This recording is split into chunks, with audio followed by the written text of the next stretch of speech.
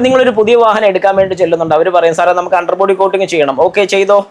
ഇങ്ങനെ ഒരു കാരണവശാലും പറയാൻ പാടില്ല. കാരണം അണ്ടർബോഡി കോട്ടിങ്ങിനെ കുറിച്ച് സംസാരിക്കുമ്പോഴത്തേക്കും നിങ്ങൾ ചോദിക്കണം, ഞാൻ കണ്ടിട്ടുള്ളത് വെച്ച് പറയാണ്, എല്ലായിടത്തും നടക്കുന്നല്ല, ഒന്നോ രണ്ടോ സ്ഥലങ്ങളിലെങ്കിലും പുതിയ വാഹനം എടുക്കുന്ന സമയത്ത് അണ്ടർബോഡി കോട്ടിങ്, നമ്മുടെ വാഹനത്തിൽ അണ്ടർബോഡി കോട്ടിങ് ചെയ്യുന്ന കാര്യത്തിൽ ഒരുപാട് സംശയങ്ങളാണുള്ളത്. കാരണം അണ്ടർബോഡി കോട്ടിങ് ശരിക്കും ചെയ്യേണ്ട ആവശ്യമുണ്ടോ? ഇത് ചുമ്മാ നമ്മളെ പറ്റിക്കാൻ വേണ്ടി പറയുന്ന കാര്യമാണോ? ഇനി അണ്ടർബോഡി കോട്ടിങ് ചെയ്ത് കഴിഞ്ഞാൽ നമ്മുടെ വാഹനം സേഫ് ആണോ? എല്ലാ വാഹനങ്ങളിലും അണ്ടർബോഡി കോട്ടിങ് ചെയ്യേണ്ട കാര്യമുണ്ടോ? ഇങ്ങനെ ആയിരക്കണക്കിന് ചോദ്യങ്ങളാണ് വരുന്നത്. എന്നാൽ ഈ ഒരു വീഡിയോയിൽ ഞാൻ വളരെ കൃത്യമായിട്ട് പറഞ്ഞു തരാൻ പോകുന്നത് വാഹനത്തിന്റെ അണ്ടർബോഡി കോട്ടിങ് ചെയ്യുന്ന സമയത്ത് ശ്രദ്ധിക്കേണ്ട കാര്യങ്ങളാണ്. അത് മെയിനായിട്ട് നിങ്ങൾ ശ്രദ്ധിക്കുകയാണെന്നുണ്ടെങ്കിൽ നിങ്ങളുടെ വാഹനം സേഫ് ആയിരിക്കും. അപ്പോൾ ആദ്യത്തെ കാര്യം തന്നെ നമുക്ക് നോക്കാം, അണ്ടർബോഡി കോട്ടിങ് ചെയ്യേണ്ട ആവശ്യമുണ്ടോ? ഹായ് നമസ്കാരം, ഞാൻ Rakesh M G at explore എന്ന് പറഞ്ഞ എൻ്റെ ചാനലിലേക്ക് എല്ലാവർക്കും സ്വാഗതം. എല്ലാവരും സുഖമായിട്ടിരിക്കുന്നു വിശ്വസിക്കുന്നു. അപ്പോൾ ആദ്യത്തെ കാര്യം തന്നെ അണ്ടർബോഡി കോട്ടിങ്ങിന്റെ ആവശ്യമുണ്ടോ? ശരിക്കും പറഞ്ഞാൽ അണ്ടർബോഡി കോട്ടിങ്ങിന്റെ ആവശ്യമില്ല. പക്ഷെ പലരും പറയും ഞാൻ അങ്ങനെയാണെങ്കിൽ അണ്ടർബോഡി കോട്ടിങ് ചെയ്തിട്ടുണ്ടല്ലോ, എൻ്റെ വാഹനത്തിൽ അണ്ടർബോഡി കോട്ടിങ് ചെയ്യിച്ചത് എന്നെ പറ്റിച്ചതാണോ എന്നൊക്കെ ഇപ്പം ഒരുപാട് പേർക്ക് സംശയം വരുമായിരിക്കും. അണ്ടർബോഡി കോട്ടിങ് ശരിക്കും നമ്മുടെ വാഹനങ്ങളിൽ ആവശ്യമില്ല. അത് കൃത്യമായിട്ട് ഞാൻ പറയുന്നതിൻ്റെ കാര്യം എന്താണെന്ന് ചോദിച്ചു കഴിഞ്ഞാൽ, വാഹനത്തിന്റെ കൺസ്ട്രക്ഷനിൽ തന്നെ നമ്മുടെ അണ്ടർബോഡിയിൽ കൊടുത്തിരിക്കുന്ന പെയിന്റ് എന്ന് പറഞ്ഞാൽ നമ്മുടെ ബോഡിയിൽ വരുന്ന സാധാരണ പെയിന്റ് ടൈപ്പ് അല്ല വരുന്നത്, അത് ഫുള്ളായിട്ട് ഡിപ്ഡ് ആയിട്ടാണ് വരുന്നത്. അതുകൊണ്ട് തന്നെ നമുക്ക് ഒരു രീതിക്കുള്ള റസ്റ്റോ കാര്യങ്ങളോ ഒന്നും നമ്മുടെ വാഹനത്തിന്റെ അണ്ടർബോഡിയിൽ വരില്ല. പിന്നെ എന്തിനാണ് അണ്ടർബോഡി കോട്ടിങ് ചെയ്യുന്നത്? ഒരുപാട് പേര് അണ്ടർബോഡി കോട്ടിങ് പ്രൊമോട്ട് ചെയ്യുന്നുണ്ട്.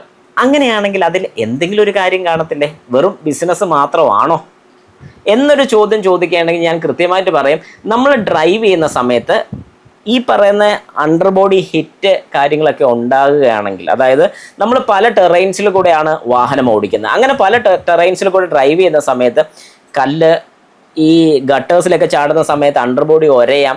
ചെറിയ രീതിക്ക് ഒരഞ്ഞെന്ന് പറഞ്ഞുകൊണ്ടൊന്നും ഒരു കാരണവശാലും തുരുമ്പെടുക്കില്ല. പക്ഷേ നല്ല രീതിക്കുള്ള സ്ക്രാച്ചസോ കാര്യങ്ങളോ ഒക്കെ വന്നിട്ടുണ്ടെന്നുണ്ടെങ്കിൽ അവിടെ അണ്ടർബോഡിയിലെ പെയിന്റ് പോകാനുള്ള ചാൻസസ് ഉണ്ട്.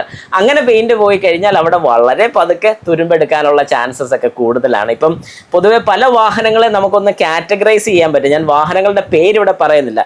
ചില വാഹനങ്ങളിൽ അണ്ടർബോഡി കോട്ടിങ് അടിച്ചിട്ടില്ലെന്നുണ്ടെങ്കിലും ഒരു രീതിക്കുള്ള പ്രശ്നവും വരുന്നില്ല. ഇപ്പം ഞാൻ യൂസ് ചെയ്യുന്ന വാഹനം ഏതാണെന്ന് നിങ്ങൾക്കറിയാം, സെലീറോ. ഞാൻ ഇന്നേ വരെ അണ്ടർബോഡി കോട്ടിങ് ചെയ്തിട്ടില്ല. അപ്പം ആ വാഹനത്തിന് കുഴപ്പം വരില്ല എന്നല്ല, അണ്ടർബോഡി ഒരയോ കാര്യങ്ങളൊക്കെ ചെയ്തിട്ടുണ്ടെങ്കിൽ ആ പോർഷൻ കൊണ്ട് റസ്റ്റ് വരാനുള്ള ചാൻസസ് ഉണ്ട്. ചാൻസസ് എന്ന് ഞാൻ എടുത്ത് പറയുന്നതിൻ്റെ കാര്യം അത് തന്നെയാണ്, ചാൻസസ് ഉണ്ട്, ഇല്ലെന്നല്ല. പക്ഷേ മൊത്തത്തിൽ തുരുമ്പെടുത്ത് പോകുന്നുള്ളൂ, ഒന്നും പേടിക്കേണ്ട. പക്ഷെ ചില മാനുഫാക്ചേഴ്സിൻ്റെ അവരുടെ ബാക്കിയുള്ള കാര്യങ്ങളൊക്കെ പക്കയാണെങ്കിലും തുരുമ്പെടുക്കുന്ന ഒരു പ്രശ്നം കുറച്ച് കൂടുതലാണ്. അത് ഇന്ന വാഹനമെന്ന് ഞാൻ എടുത്ത് പറയുന്നില്ല, നിങ്ങൾക്ക് മനസ്സിലായി കാണുമെന്ന് ഞാൻ വിശ്വസിക്കുന്നു. അപ്പം നിങ്ങൾ ഏത് വാഹനം എടുത്താലും ഒരു സേഫ് സൈഡ് തന്നെയാണ് അണ്ടർബോഡി കോട്ടിങ് ചെയ്യുക എന്നുള്ളത്. പക്ഷേ അണ്ടർബോഡി കോട്ടിങ് ചെയ്യുന്ന സമയത്ത് നിങ്ങൾ ഈ പറഞ്ഞ കാര്യങ്ങളൊക്കെ ശ്രദ്ധിക്കാതെ ചെയ്തിട്ട് ഒരു കാര്യമില്ല. ഇപ്പം നിങ്ങളൊരു പുതിയ വാഹനം എടുക്കാൻ വേണ്ടി ചെല്ലുന്നുണ്ട്, അവർ പറയും സാറേ നമുക്ക് അണ്ടർബോഡി കോട്ടിങ് ചെയ്യണം, ഓക്കെ ചെയ്തോ. ഇങ്ങനെ ഒരു കാരണവശാലും പറയാൻ പാടില്ല. കാരണം അണ്ടർബോഡി കോട്ടിങ്ങിനെ കുറിച്ച് സംസാരിക്കുമ്പോഴത്തേക്കും നിങ്ങൾ ചോദിക്കണം അതിൻ്റെ പ്രൈസ് എത്രയാണ്, എത്ര നാളത്തെ വാറണ്ടി നിങ്ങൾ കൊടുക്കുന്നുണ്ട്. ഇപ്പോൾ അണ്ടർബോഡി ഒന്ന് നമ്മൾ അടിച്ചു കഴിയുമ്പോഴത്തേക്കും വാഹനം സേഫ് ഒന്നും അല്ല. നമ്മൾ ഈ പറയുന്ന പോലെ എൻ്റെ വാഹനത്തിൽ അണ്ടർബോഡി കോട്ടിങ് ചെയ്തിട്ടുണ്ട്, ഇനി എൻ്റെ വാഹനത്തിൽ ഒരു കുഴപ്പവും വരത്തില്ല, ഫുൾ സേഫാണ്. തെറ്റാണ്. കാരണം എന്താണെന്ന് പറഞ്ഞു കഴിഞ്ഞാൽ, നമ്മുടെ വാഹനത്തിൽ അണ്ടർബോഡി കോട്ടിങ് ചെയ്തിട്ടുണ്ടെങ്കിൽ പോലും പിന്നെയും നമ്മുടെ വാഹനം പല സ്ഥലങ്ങളിലൊക്കെ ചിലപ്പോൾ ഒരേന്നുണ്ടായിരിക്കാം. താഴത്തെ പോർഷനിലൊക്കെ ചിലപ്പം ഈ ഒരഞ്ഞിട്ട് നമ്മൾ ശ്രദ്ധിക്കാതെ പോകും. ചിലപ്പോൾ നമ്മുടെ ഫ്രണ്ട്സ് കൊണ്ടുപോയി കഴിയുമ്പോൾ എവിടെയെങ്കിലുമൊക്കെ ഒരഞ്ഞിട്ട് കൊണ്ടുവരുന്നുണ്ട്, അവർ ചിലപ്പോൾ നമ്മളോട് പറയാൻ മറന്നു പോയിട്ടുണ്ടായിരിക്കാം.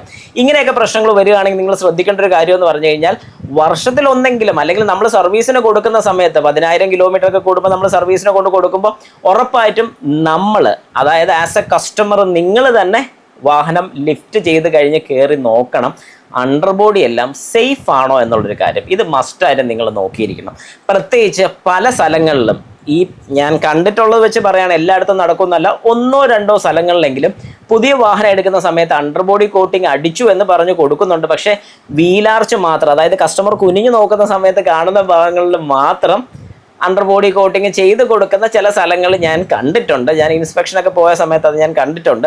അപ്പം അങ്ങനെ ഉള്ളതുകൊണ്ട് ഞാൻ ജസ്റ്റ് നിങ്ങൾക്കൊന്ന് അറിയാൻ വേണ്ടി പറയുകയാണ്. എല്ലാവരും ഒരേ കാറ്റഗറിയിൽ നമുക്ക് പെടുത്താൻ പറ്റില്ല. നല്ല ആൾക്കാരുണ്ട്, അതിൽ ചിലപ്പം 100 പേരിൽ എടുത്തു കഴിഞ്ഞാൽ ഒരു അരയാൾ അങ്ങനെയൊക്കെ വരാനുള്ള സാധ്യത മാത്രമേ ഞാൻ പറഞ്ഞുള്ളൂ. അപ്പം അങ്ങനെ ഉള്ളതുകൊണ്ട് നിങ്ങളതൊന്ന് ശ്രദ്ധിക്കുക എന്നാണ് ഞാൻ ഉദ്ദേശിച്ചത്. അപ്പം അണ്ടർബോഡി കോട്ടിങ് ആവശ്യമുണ്ടോ എന്ന് ചോദിച്ചു കഴിഞ്ഞാൽ നിലവിൽ ആവശ്യമില്ല. അത് നിങ്ങൾ മനസ്സിലാക്കുക. നിങ്ങളുടെ ഡ്രൈവിംഗ് പാറ്റേൺ ഭയങ്കര മോശമാണോ, എല്ലായിടത്തും കൊണ്ട് തട്ടിയും മുട്ടിയും അണ്ടർബോഡിയൊക്കെ ഒരഞ്ഞുമൊക്കെ പോകുന്നൊരു വ്യക്തിയാണെങ്കിൽ ഉറപ്പായിട്ടും ചെയ്തോ, നിങ്ങൾക്കത് ബെനിഫിറ്റ് ഉണ്ടായിരിക്കും. ഇനി രണ്ടാമത്തെ കാര്യം, നമ്മൾ ഈ പറയുന്ന പോലെ അണ്ടർബോഡി കോട്ടിങ് ചെയ്തിട്ടുണ്ടെങ്കിൽ പോലും ഓരോ വർഷം അഥവാ 10,000 കിലോമീറ്റർ കൂടുമ്പോൾ സർവീസിൽ നിങ്ങളത് ചെക്ക് ചെയ്യുന്ന കൂട്ടത്തിൽ എന്തെങ്കിലും പ്രശ്നം ഉണ്ടെങ്കിൽ അതിന് 5 വർഷം അല്ലെങ്കിൽ 3 വർഷമൊക്കെ വാറണ്ടി ഉള്ള അണ്ടർബോഡി കോട്ടിങ്സ് ആണ് നമുക്ക് കിട്ടുന്നത്. ആ പറയുന്ന കാര്യങ്ങൾ കൃത്യമായിട്ട് നമ്മൾ ഓരോ വർഷം കൂടുന്തോറോ അല്ലെങ്കിൽ ഈ പറഞ്ഞ പോലെ സർവീസിൻ്റെ ടൈമിലോ ക്ലിയർ ചെയ്ത് തരാൻ അവരോട് ആവശ്യപ്പെടണം. അത് നമ്മൾ ചെയ്തിരിക്കണം, മറന്നു പോകരുത്.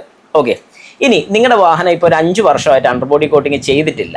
അപ്പോൾ ഒരു 5 വർഷം കഴിഞ്ഞ് ഇനി നിങ്ങൾക്ക് ഈ വാഹനം യൂസ് ചെയ്യാൻ പ്ലാൻ ഉണ്ടെന്നുണ്ടെങ്കിൽ 5 വർഷം കഴിഞ്ഞ് നിങ്ങളൊരു ലിഫ്റ്റ് ചെയ്ത് നോക്കി കഴിയുമ്പോഴത്തേക്കും ചെറിയ ചെറിയ രീതിക്ക് തുരുമ്പ് തുടങ്ങിയിട്ടുണ്ടെങ്കിൽ നല്ല രീതിക്ക് അത് ക്ലീൻ ചെയ്ത് നീറ്റ് ആക്കിയതിന് ശേഷം അണ്ടർബോഡി കോട്ടിങ് ചെയ്യുന്നത് നല്ലതാണ്. അതായത് പുതിയൊരു വാഹനം എടുക്കുന്ന സമയത്ത് ചെയ്യണമെന്ന് ചോദിച്ചു കഴിഞ്ഞാൽ ഒരു 5 വർഷം വരെയൊക്കെ ഒരു കുഴപ്പമില്ലാതെ അത് പോകും എന്നുള്ള 100% ഉറപ്പാണ്.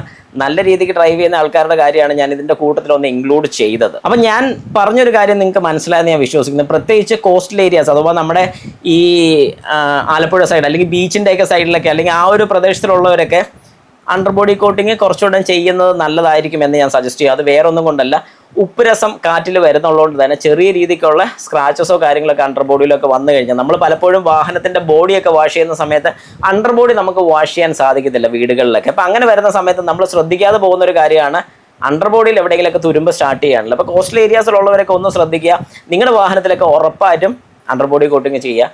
അല്ലാത്ത വാഹനങ്ങളിൽ ചെയ്തില്ലെങ്കിലും വേറെ ഒരു രീതിക്കുള്ള കുഴപ്പം വരത്തില്ല. എങ്കിലും ഞാൻ പറയുന്ന ചില കമ്പനീസിൻ്റെ വാഹനത്തിന് മെറ്റൽ പെട്ടെന്ന് റസ്റ്റ് ആവുന്ന ഒരു പ്രശ്നം ഞാൻ പലപ്പോഴും ഫേസ് ചെയ്തിട്ടുണ്ട്. നിങ്ങൾക്ക് ഏതാണ് കമ്പനി എന്ന് മനസ്സിലായിട്ടുണ്ടെങ്കിൽ താഴെ ഒന്ന് കമൻറ്റ് കൂടി ഇട്ടേക്കുക. അപ്പോൾ എല്ലാവർക്കും എൻ്റെ നന്ദി, നമസ്കാരം. അടുത്തൊരു ടോപ്പിക്കുമായിട്ട് കാണാം.